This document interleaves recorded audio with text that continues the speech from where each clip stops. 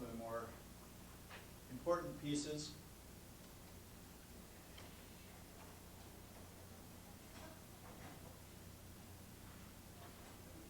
I'm going to show you different diagrams on ways we think. So you might want to copy some of this. Well, some of it should be in your brochure, but you can make notes.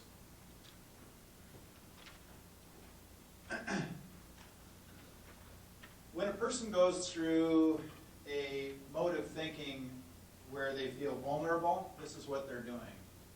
Number one, they minimize in their thinking. And minimization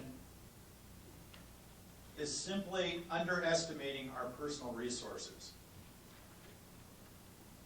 The essence of bad self-esteem. Underestimating our personal resources. Second, selective abstraction, and these are cumulative. So if you are doing something indicative of selective abstraction, you're also doing minimization. So you're adding a step. So selective abstraction is not just underestimating our personal resources, but it's concentrating on our perceived inadequacies. Now the key word there is perceived, because they may not be inadequacies, but you see them as inadequacies. One condition that sort of illustrates this, one mental health condition, it's very painful for people. It's called body dysmorphia. Body dysmorphia is people who feel like they're ugly. They say, "Oh, I've got a huge nose," or "I've got, I'm just severely ugly," and it's a very persistent, very shame-based condition, but it has to do with their perception. Because truthfully, as I've worked with these people, they're not inordinately unattractive. In fact, in some cases, they're rather attractive. But their perception, again, back to what we were talking about before, don't believe everything you think. Because as soon as we've thought it, we're pretty much stuck with it, unless we get some help for ourselves. So selective abstraction is underestimating our personal resources and adding in concentrating on our perceived inadequacy. I had a gentleman years ago that he only worked one place in his entire life, and it was because of his body dysmorphia.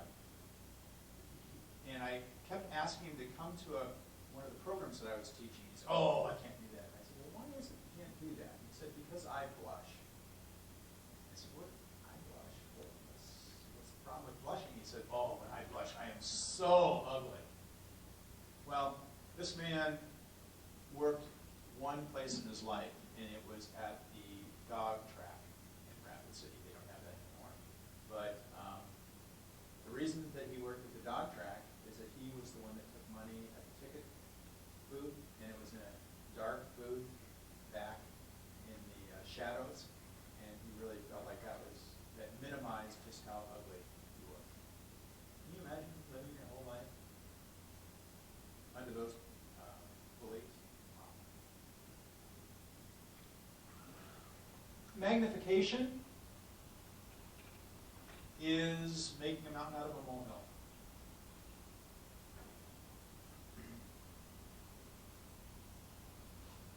Making something small into something big. And if you take that to its worst possible conclusion, that's catastrophization. You may think you're catastrophizing, you may be doing some level of catastrophizing with magnification, but you take it to its worst possible extreme, and that's catastrophization. There was a woman that I met with. She was a legal secretary. Very beautiful woman, very intelligent woman, very sensitive woman. And this was probably 25 years ago. I haven't heard anything about her in 25 years. But a couple of things about her. She went outside, went out in public one time, and she had some stuff by the time I met her, she was probably in her early 40s, and she went nowhere without her Pampers on. Because she was afraid that she might crap her drawers. And that doesn't do a lot for your self-confidence when you're 41 to go out with your Pampers on. But that wasn't really the illustration I was going to be using from her. It just kind of gives you a little bit of background. But she went through one of my programs, and her belief was that she was in a good marriage. She'd been married for, I don't know, 19 years when I met her. And she was convinced she was in a good marriage because they never argued. That was her definition of a good marriage. Anybody have any problems with that definition? Totally unrealistic. You know, you figure, at least compared to my marriage, either both people are, maybe one person's in control and the other person's more than willing to give their control away, or else both people are dancing. But my definition of a good marriage is when conflict can be constructive. But her definition was, if you argue, then you don't have a good marriage. So she got done with the program. She was pretty excited. She started to make some progress, and she got involved in the advanced program. And I was outside of the group room at that point. It's more traditional group therapy where people they've learned in the program what their strengths and weaknesses are, and they want to have some place to practice what they've learned so they get involved in a group. Well, as I was standing outside the group room one day, she was talking about how she just came in looking really just down and scared. And as she spoke, she said, my husband and I just had an argument. And I suspect next I'll be out on the street penniless. And I'll probably lose my job. And she just kept going. And one of the other people in the group said, hey, you just had an argument. That's all. But for her, because her estimation was you don't argue if you're in a good marriage, she had already gotten herself divorced. So we can, our methods of thinking can be quite destructive. Can you think of an example, maybe from your own life, about that would something like that?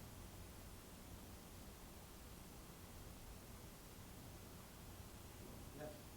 I know if I make a mistake, whether it's practicing or maybe coaching or communication, and it turns out bad. And what I mean by bad is it's just something you can't fix anymore than anything else. It seems like I might run into a wreck every failure I've had in my life. To tenfold. Would that be a form of Pedestrianization? Could be. It certainly would also be an illustration, Henry, of what we talked about before, that signal flag, healthy anxiety is a signal flag for unfinished business. And maybe it's stuff that never has been dealt with and is coming back to color your current life with things that were never settled before. It's definitely you against you beating you up. And you're not alone. Every one of us here would choose to be, if this were an environment where we would let down and develop trust and all that kind of stuff, could share examples of that.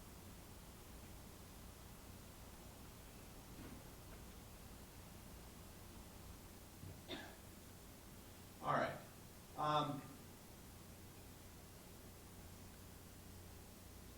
Every event, this is taken from Albert Ellis in Rational Emotive Therapy. Every event in life is colored by the thought that we have regarding that event. And events don't have to be big. Events could be getting up to go to the bathroom at night.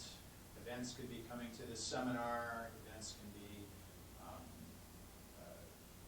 kind of finalizing the arguments in a case that we're working on. But every event in life is colored by our thoughts about that event. And that thought is what leads to the emotion. Ultimately, leading to the outcome. So let's take this and talk about how the thinking can get messed up. I had a woman years ago that was convinced that she's a nurse, and she'd had a panic attack when she was flying many years ago, and she was convinced she couldn't fly. And as I got to know this woman, we started talking about,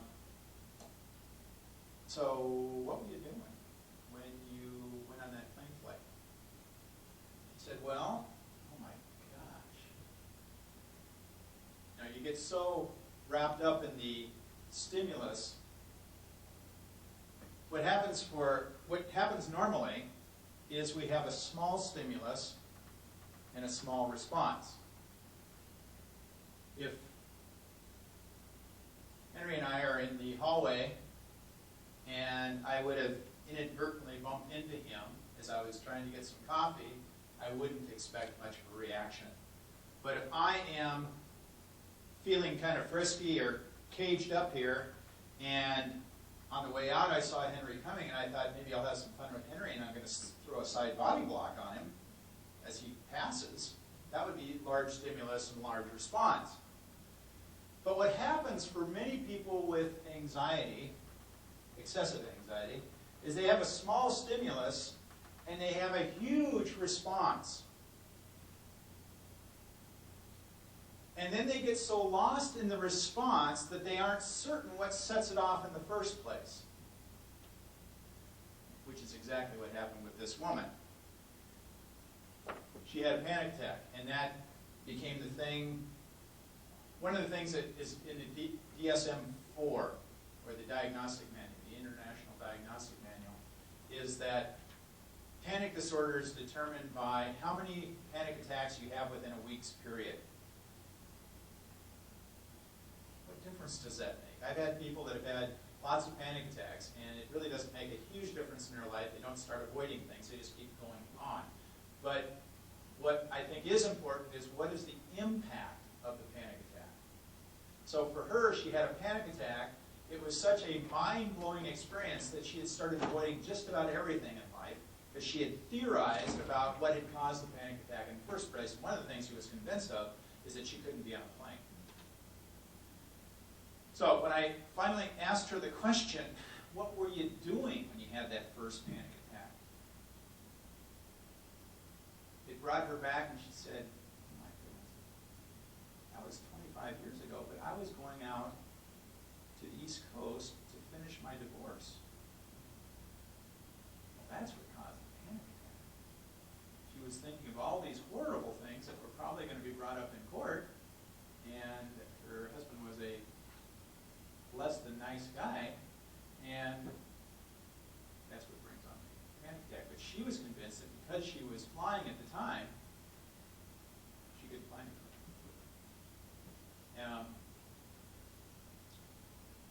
So we need to be able to figure out what is the impact of our thoughts on the outcome. For her, it made perfect sense. Just don't fly anymore. But her life, there's many other things that she wasn't doing anymore either. Because what if I have another panic attack? That's the difference between the panic attack itself and the impact that it has on us. I had another woman that was a librarian, and she had just retired. She was like in her 70s. She had been a librarian in a major university. And she really wanted to do genealogy. That was her hobby. And she really wanted to go over to Europe and pursue her genealogy over in Europe.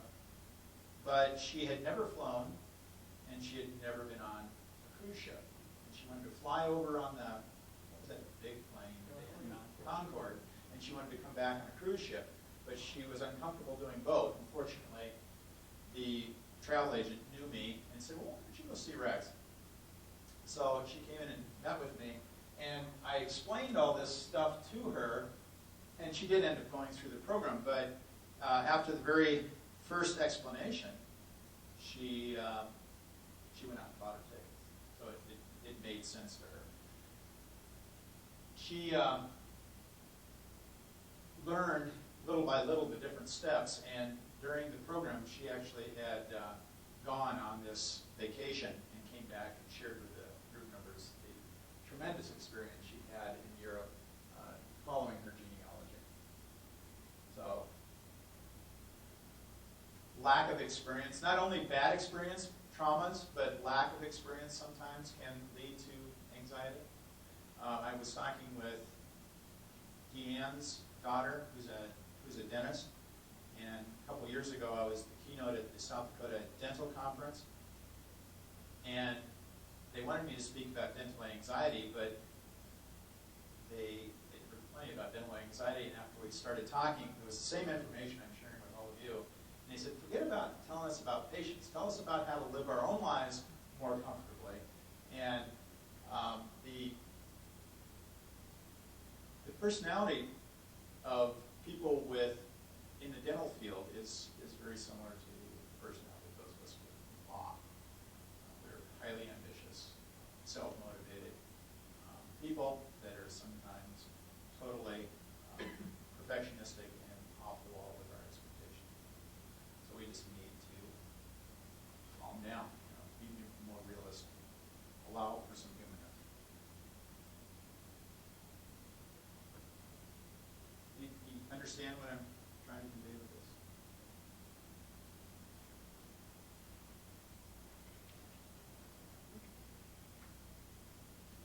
Oh, I'm out of batteries.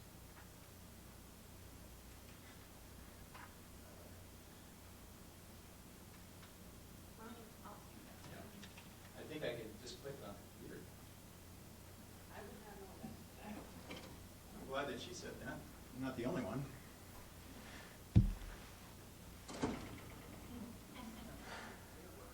I am good. Okay, neurolinguistics is helpful in understanding our thought process. Neurolinguistics is as close as they come in my field to a science. Mostly what I do is intuitive, but they studied people, and they studied successful people actually, and they tried to figure out why are they successful. And one of the mistakes they made as they did this study is they asked the professional themselves, why do you think you're successful? Which gave us the chance to blow smoke, and most of the things that they actually said were not necessarily true. But they did find out part of how people process information and why certain people in professional jobs are successful. I thought the first one came up there. Oh, maybe she didn't. Okay. There are 3 ways that, thank you, that's pretty simple. 3 ways that people process information. The first is visual. And when we visualize, we literally see pictures in our mind. So let me, kind of hard in a group that's this spread out, but Henry, would you be willing to let me use you as an illustration? Absolutely. Watch Henry as I ask him these questions. Close enough, thank you. No? Okay. What color, Henry, are your eyes?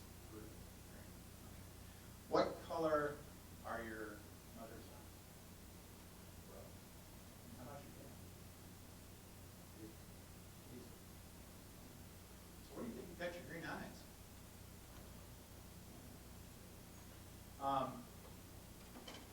Do you have any kids? Yes.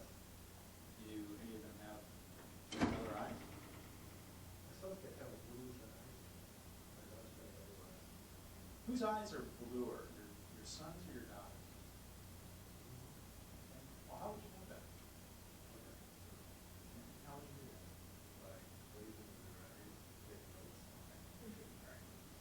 You stay pretty visual, but typically when you ask people a visual question, people will remember things over here and they'll put something together over here. So if his mom would have had the same color eyes and he'd have said, and I would have said, whose eyes are bluer or more hazel, he'd have probably gone back and forth until he tried to figure it out as he was trying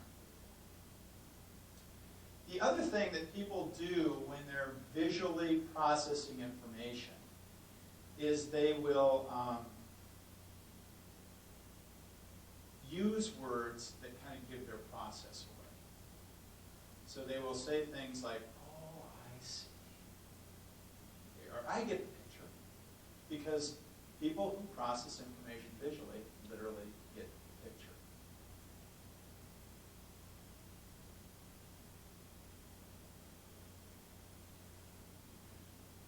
The second way that we process information is auditorially. Now this kind of came as a surprise to me because I figured throughout high school and college, I took every art course there was. I loved art. Never assumed that I would go into it professionally, but it was a great hobby for me. It still is. But I thought, because I was an artist, that I was a visual person. And when I process information, I can process things visually. Some of the questions that you will ask me, I can go back into my notes and find the answer to that question, because I've done this for so long. But if you ask me a private question or a personal question, what I'll do is I'll need time. Because auditory people take time to process information. And what they do is they'll go down and to the left. Their eyes will go down and to the left, and they will listen to a conversation in their mind. Kind of like the fiddler on the roof. On the one hand, on the other. And finally, they come to a conclusion, and then they can answer you. And people who process information auditorily will also use words that help us to understand their process.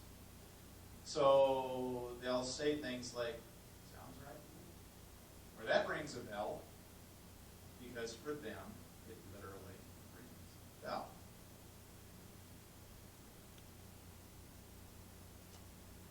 The third type of thinking is kinesthetic.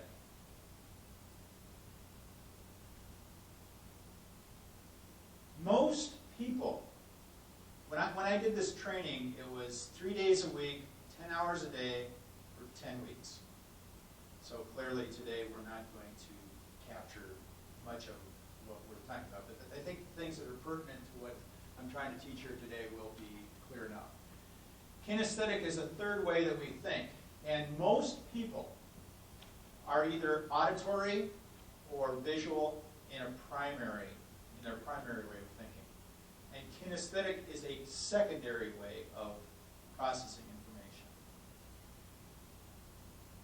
So, most people, if you ask them a question, they will either search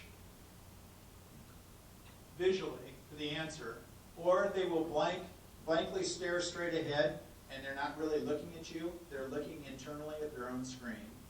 Or they will listen to that conversation in their head as their eyes are down to the left.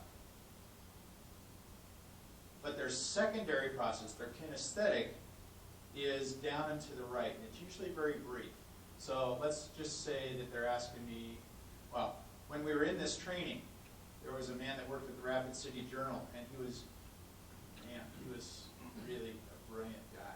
But watching him think was just an amazing process, because the trainer would often ask him a question just because he was so entertaining. Because as soon as you'd ask him, his eyes would start, it kind of make you dizzy just watching him. But you could see him coming up with possibilities visually, going down auditorially, and coming up with possibilities, and then checking out all of those possibilities down and to the right very briefly before you come up with an answer. And before you would even do that, you would go through a whole different round. But kinesthetic is usually the last thing that we do to check out of those conversations, which one sounds right, or of those pictures that are going through my head, which one seems right to me. Kinesthetic is it's the feeling, it's the tactile kind of experience that a person has in their body that says, that's right. And it can be our primary process of communicating or processing information, but it's pretty rare. Most people are either visual or auditory. There are some people that are kinesthetic, but most people that are kinesthetic